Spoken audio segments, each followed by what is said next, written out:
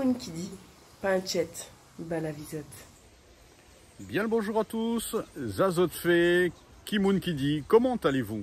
Nous sommes heureux de nous retrouver pour cette émission qui va nous faire encore du bien. Je vous remercie tous ceux qui nous suivent avec vos mots, vos échanges. Vous pouvez les poursuivre ainsi.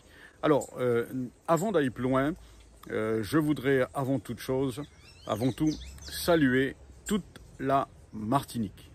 Soyez encouragés dans ce confinement. Nous allons partager une simple pensée de cœur à cœur et vous aurez ce concept avec un intervenant, un artiste. Alors là, je l'ai pris quelque part dans le Pacifique, mais rapidement, cette semaine, nous aurons l'occasion d'entendre un des artistes de la Martinique, connus ou voire même moins connus. Soyez bénis et à tout de suite. Hey, bonsoir la famille, bonsoir à tous ceux qui sont connectés. Je vais prendre ce temps pour prendre des nouvelles déjà, j'espère que vous vous portez bien.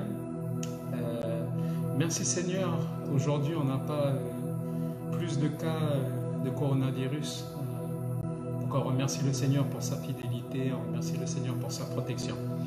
Alors avant de commencer, je voulais juste préciser que je fais cette vidéo pour nos frères et sœurs du côté des Antilles et plus spécifiquement du côté de la Martinique. Donc hier, j'ai discuté brièvement avec Pasteur Farah Abdilahi. Donc Pasteur Farah, pour ceux qui ne le connaissent pas, il est originaire de la Nouvelle-Calédonie, mais il est basé sur la Martinique avec son épouse. Donc je prends ce temps aussi pour le saluer. J'espère que Pasteur Farah, tu vas bien. J'espère que ton épouse va bien. Je ne sais pas si elle est ici en Nouvelle-Calédonie ou si elle est avec toi. En tout cas, je salue aussi Tantine. Donc Pasteur Farah, c'est spirituellement, on va dire, c'est un grand frère. C'est un collaborateur dans le Seigneur. Ça a été une inspiration pour mon ministère aussi. Mais dans le sens, c'est aussi mon tonton. Donc encore une fois, Pasteur Farah, bon courage pour toi, pour ton ministère en Martinique, avec Tantine Nicole. Je prie que tout se passe bien pour toi, que tout se passe... que l'Église va bien, que la population martiniquaise va bien. Donc je fais cette vidéo juste pour encourager nos frères et sœurs de la Martinique, nos amis qui sont là-bas. Donc il n'y a personne, il n'y a pas seulement la Nouvelle-Calédonie qui est touchée par le coronavirus, je pense que la Martinique aussi. Donc avec les dernières informations qu'on a eues, je pense qu'il y a 600 cas de coronavirus sur place, 12 en réanimation. Je ne sais pas si les choses ont évolué, mais par contre, ma prière, c'est que Dieu puisse continuer à vous protéger, continuer à vous diriger là où vous êtes. Donc je voudrais vous encourager, peut-être avant d'interpréter un chant. Ce soir, ça va être très court, je ne vais pas m'étendre. Mais je voudrais vous encourager à tous ceux et celles qui sont confinés, l'Église en Martinique, mais aussi nos amis qui sont là-bas. Juste une parole d'encouragement pour nous qui se trouve dans Psaume 46, versets 10 et 11. Et c'est un verset qui est très connu.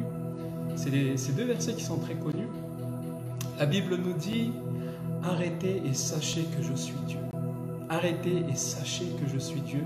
Je domine sur les nations, je domine sur la terre.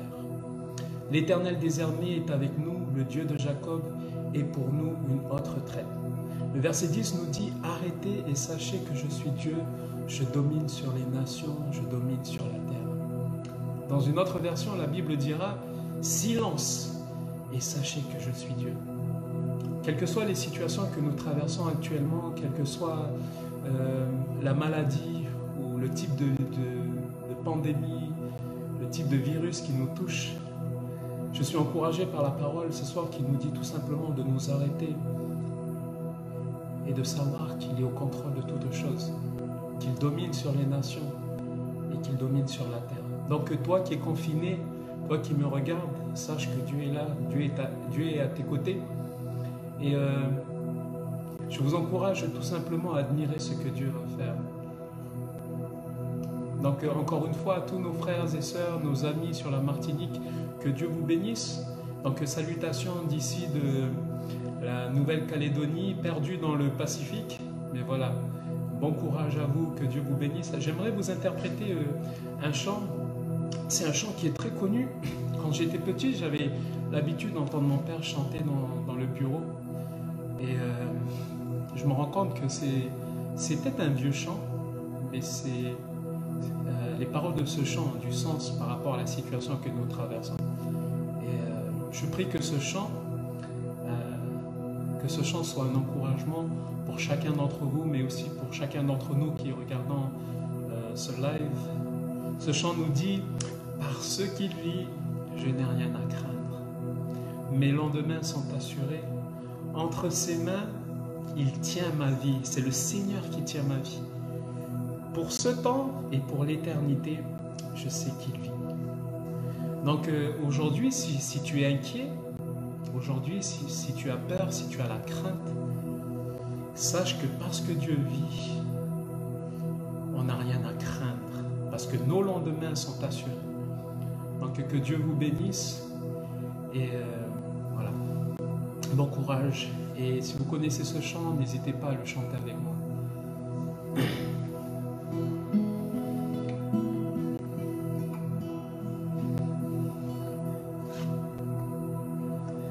Parce qu'il vit, je n'ai rien à craindre. Mes lendemains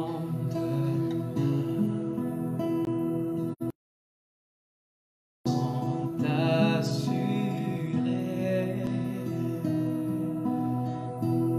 Entre ses mains, il tient ma vie. Pour ce temps et l'éternité, je sais qu'il vit. Je sais qu'il vit. Oh, parce qu'il vit, je n'ai rien à craindre. Mes lendemains sont assurés. Entre ses mains, il tient ma vie. Pour ce temps et l'éternité, je sais qu'il vit. Mon Rédempteur vit. Parce qu'il vit, je n'ai rien à craindre. Mes lendemains sont assurés. Entre ses mains, il tient ma vie. Pour ce temps et l'éternité, je sais qu'il vit. Je sais qu'il vit. Mon Dieu vit. Parce qu'il vit, je n'ai rien à craindre. Mes lendemains sont assurés. Entre ses mains,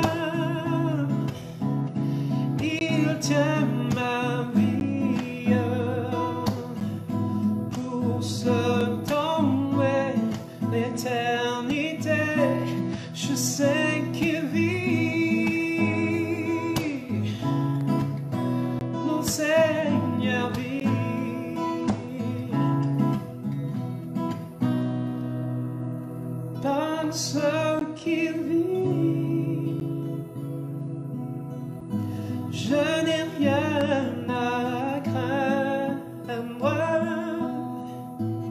mais lendemain sont assurés entre ses mains. Il tient ma vie pour ce temps et l'éternité. Je sais qui vit. Je vous invite ce soir à prier pour nos frères et sœurs de la Martinique. Seigneur, nous voulons nous approcher devant toi. Seigneur, nous voulons te remercier pour ce temps que tu permets ce soir. Je vais tout simplement te remettre Pasteur Farah, son épouse Nicole en Martinique. Seigneur, merci pour leur ministère. Je prie, Seigneur, afin que tu puisses les bénir. Ce soir, je prie, Seigneur, afin que tu puisses continuer à les utiliser là où tu les as placés. Je te prie également pour nos frères et sœurs, l'Église tout entière de la Martinique. Seigneur, bénis-les, sois avec eux, Seigneur, notre Dieu. Bénis également tous ceux qui sont dans la crainte, Seigneur Jésus, que tu puisses réconforter les cœurs, que tu puisses être avec eux, mon Dieu. Merci, Seigneur, de diriger toutes choses, toutes les décisions qui doivent être prises concernant le confinement, Seigneur, concernant le virus, Seigneur. Je prie, Seigneur, afin que tu diriges toutes choses. Nous te remettons tout ça entre tes mains. Seigneur, sois loué, sois glorifié. C'est cela notre prière au nom de Jésus. Amen. Alors, avant de terminer, je voudrais qu'on chante une dernière fois ce chant. Et si vous connaissez ce chant là où vous êtes, s'il vous plaît, chantez avec moi. Et que cela puisse être une confession dans notre vie. Amen. Par ce qui vit, je n'ai rien à craindre, mais lendemain sont assurés entre ses mains. Il tient ma vie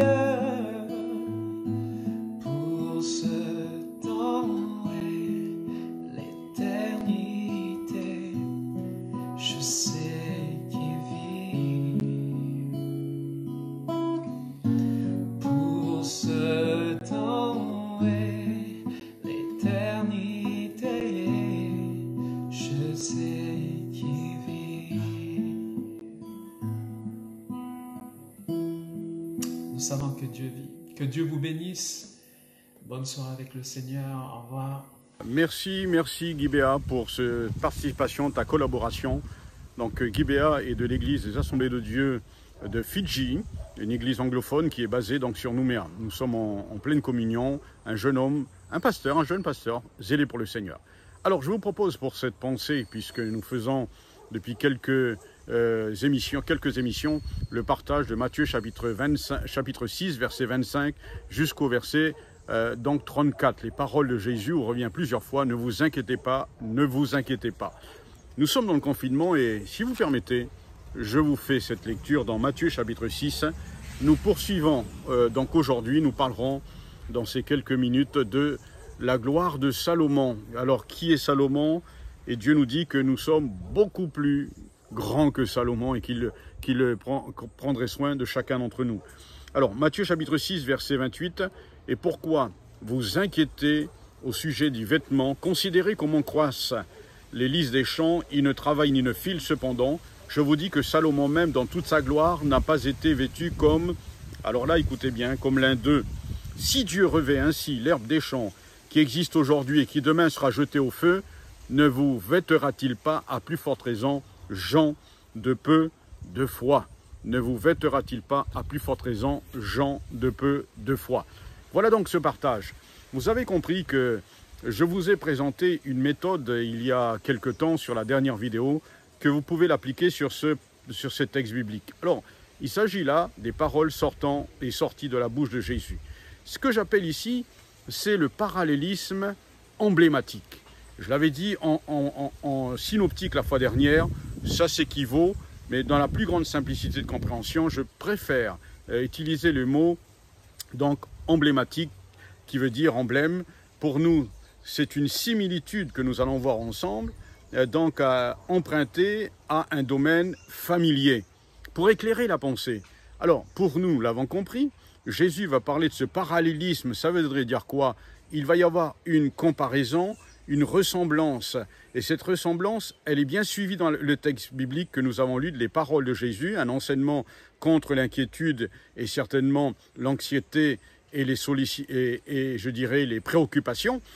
Nous voyons également que, je répète, cette ressemblance suivie entre des choses qu'on les compare. Et là, nous voyons qu'il y a une comparaison, c'est tout simplement des choses semblables. Vous l'avez compris, il y a une progression qui est ici semblable. Alors, par exemple, il y a plusieurs choses. Je voudrais dire, avant d'aller plus loin, que notre Seigneur Jésus, écoutez-moi bien, n'est pas pour que nous ne nous inquiétons pas. C'est légitime l'inquiétude, mais quant à pourvoir à notre besoin, c'est-à-dire à penser à notre avenir, c'est légitime de pourvoir, je dis bien, de pourvoir à notre avenir. Bien au contraire, il faut le faire. Jésus dit que l'anxiété, les soucis et les préoccupations ou la préoccupation dénoncent, écoutez-moi bien, dénoncent le manque de foi envers la sollicitude et envers l'amour paternel de Dieu. Alors, trois choses importantes que nous découvrons, qui sont des interrogations ou en comparaison des oiseaux, en comparaison des lys des champs, en comparaison également de ce que Jésus appelle Salomon, dans toute sa richesse, votre Père Céleste sait que vous en avez besoin. Ne valez-vous pas beaucoup plus qu'eux, en parlant des oiseaux, et enfin, ne vous vêtera-t-il pas, à plus forte raison, gens de peu de foi? Ces trois choses que nous venons de voir sortent de la bouche de Jésus. Alors, nous avons ici une parole qui est formidable. Avez-vous remarqué ce parallélisme emblématique? Nous sommes en comparaison entre des choses, les oiseaux et nous. Ne valez-vous pas beaucoup plus qu'eux? Vous avez remarqué aussi comment croissent les lys des champs. Et en parlant des lys des champs qui ont toute beauté, il nous est parlé, cependant, je vous dis que Salomon même, dans toute sa gloire, n'a pas été vêtu, n'est-ce pas? Il nous est dit comme l'un d'eux, les lys des champs. Et tout de suite après, il nous est parlé, ne vous inquiétez donc point et ne dites pas que mangerons-nous, que boirons-nous, de quoi serons-nous vêtus. Et c'est ainsi que nous apprenons par là que Dieu connaît toutes choses. Je voudrais vous encourager à ne pas vous inquiéter outre mesure. Il ne s'agit pas pour nous de considérer que nous n'avons pas. Nous avons ce qu'il faut certainement, puisque cette interprétation de texte peut arriver aussi à dire, et je vois que parfois il peut y avoir l'interprétation possible face à nos besoins, nous pourvoyons nous-mêmes à nos besoins. Il est tout à fait légitime. Nous avons des moyens financiers, nous avons des ressources financières, excusez-moi, le travail, qui en est, je dirais, l'ultime raison, des ressources intellectuelles, des ressources physiques, sociales. Nous avons toutes ces possibilités qui nous permettent, bien sûr, de vivre aisément et confortablement. Mais attention, nous traversons des moments difficiles et dans cette période-là, peut-être vous n'êtes pas tout de suite touché de face par ces problèmes que nous traversons, qui causent forcément des interrogations. Mais soyons honnêtes, soyons vrais. Alors, nous pouvons revenir ici. J'ai posé ce matin, donc sur le groupe, une question qui revenait sur notre partage de pensée. Cependant, je vous dis que Salomon même, dans toute sa gloire, n'a pas été vêtu comme l'un d'eux. Comment comprenez-vous cette parole du Seigneur Jésus dans Matthieu chapitre 6, verset 29? J'ai eu quelques réponses. Alors, je vais les citer. Je vais donner un prénom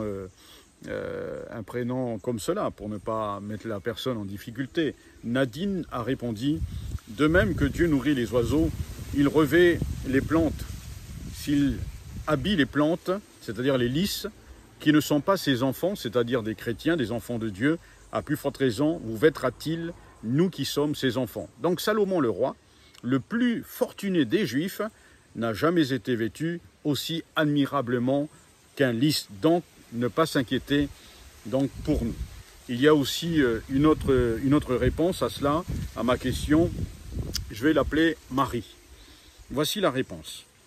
Je rejoins donc ce qui a été dit précédemment. Dieu prend soin de nous bien au-delà de notre entendement.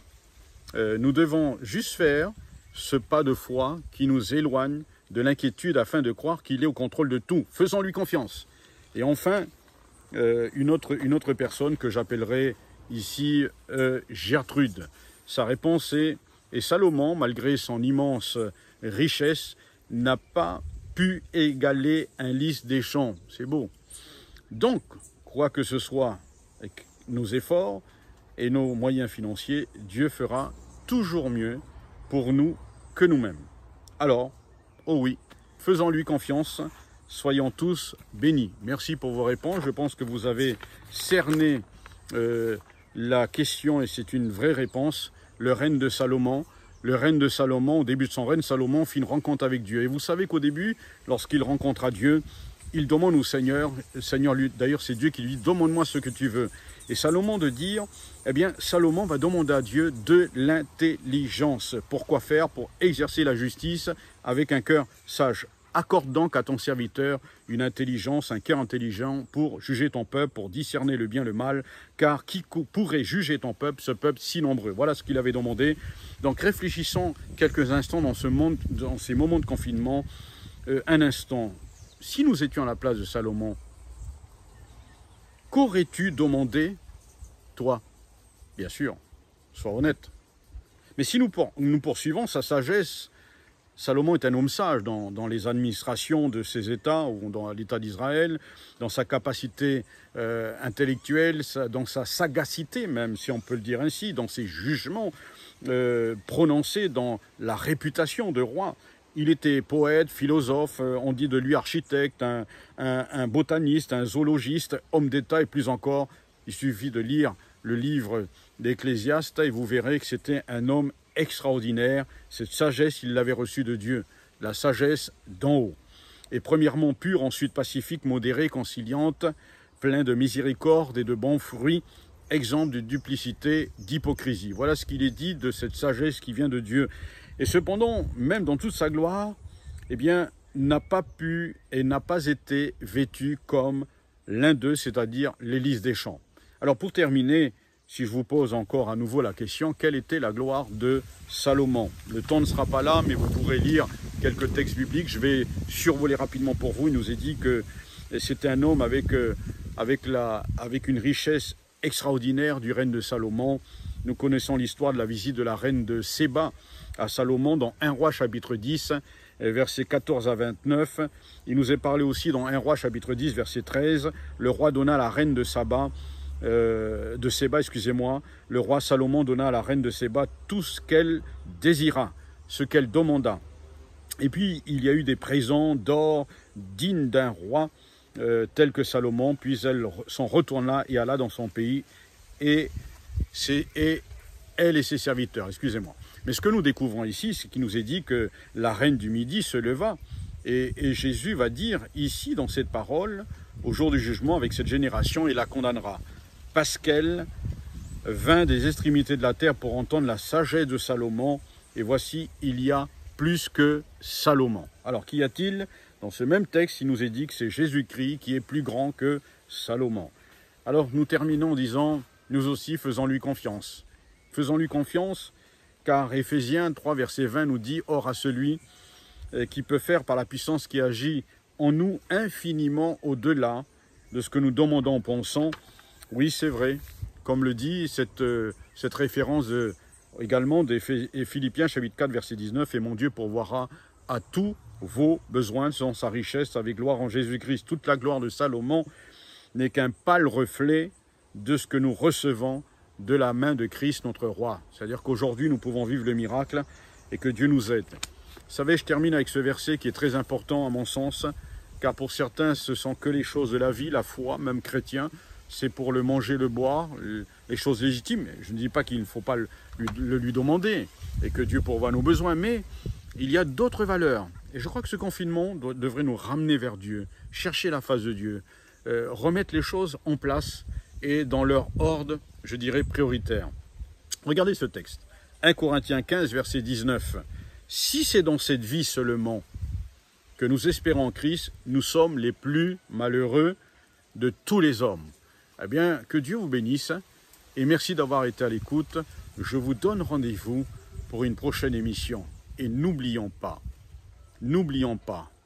ce que nous voulons que Dieu fasse pour nous. Et je voudrais vous dire, moins qu'à mandé bandier, bénis nous toutes.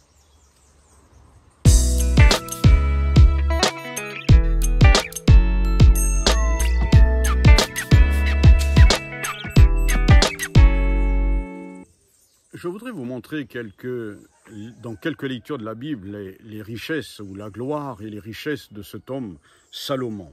Il nous est dit que Salomon répondit à toutes ces questions parlant de la reine de Séba et il n'y eut rien que le roi ne sache lui expliquer. La reine de Séba vit toute la sagesse de Salomon et la maison qu'il avait bâtie et les mets de sa table et la demeure de ses serviteurs et les fonctions et les vêtements de ceux qui le servaient. C'était extraordinaire. Elle en eut le souffle coupé. C'est extraordinaire. Elle dit au roi, c'est donc vrai ce que j'ai appris dans mon pays au sujet de ta position et de ta sagesse. Voici ce que nous découvrons. Je ne le croyais pas avant d'être venu et d'avoir vu de mes yeux. Et voici, on ne m'en a pas dit la moitié. Tu as plus de sagesse et de, écoutez bien, prospérité que la renom ne me l'a fait connaître. Heureux tes gens, heureux tes serviteurs qui sont continuellement devant toi, qui entendent ta sagesse. Béni soit l'Éternel ton Dieu qui t'a accordé la faveur de te placer sur le trône d'Israël parce que l'Éternel aime à toujours Israël qui t'a établi roi pour que tu fasses droit et justice. Et quand nous voyons tout cela, on pourrait encore parler par exemple, toutes les coupes du roi Salomon étaient d'or. Et toute la vaisselle de la maison de la forêt du Liban était d'or pur.